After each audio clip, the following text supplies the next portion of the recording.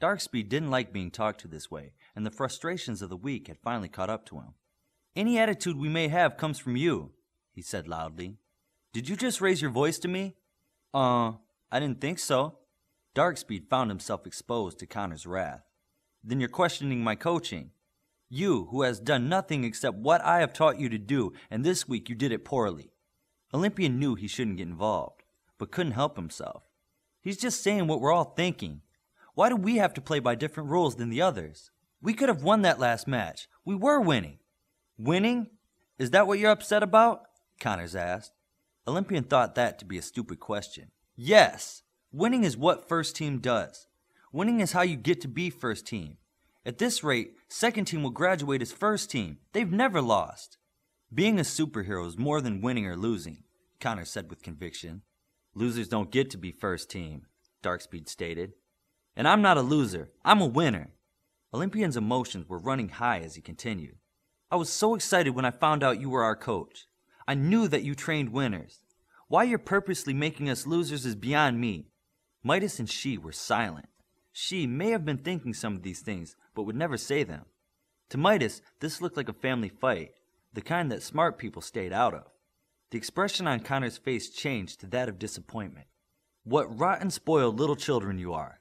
Things don't go your way and this is the character that boils to the surface? You'd be happy to be a superhero so long as you get to win every time?" Darkspeed went quiet. He knew he had lost any grounds for an argument.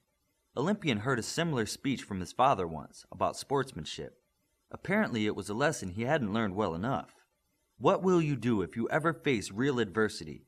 When real troubles come your way, will a bad attitude make things right? All this time I've lectured about character and none of you were listening, Connors said. The coach stopped to square himself to his team. Adversity is opportunistic and merciless.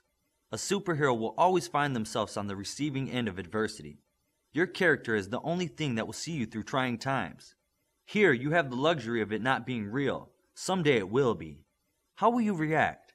Will you be able to forge ahead under the immense pressure, or will you crack? Will you stand straight and tall and fight the good fight, or will you say it's not fair? Connors took a purposeful step back. If your vanity and ego are overpowering your sense of duty and honor, then you need to go home. Let me know Monday who's still on the team. He then flew up and out of the pit. Olympian was stunned by the words. This was a test? And we flunked, Darkspeed added with disgust. She shook her head and said, The heart of a superhero is what all his first lectures were about. This was a test to see if we had learned it. Olympian didn't like hearing that they didn't do something right. It was just another failure to add on top of losing. This stinks, was all he said. I think it was more than just a test, Midas continued. I was talking to She's mom, and she said it was about fighting as a unit. Remember the videos of the teams fighting? They were all able to cover each other. In Connor's lectures, he keeps teaching those tactics they were using. So it was a test, and it's something that we're really supposed to learn? Olympian asked.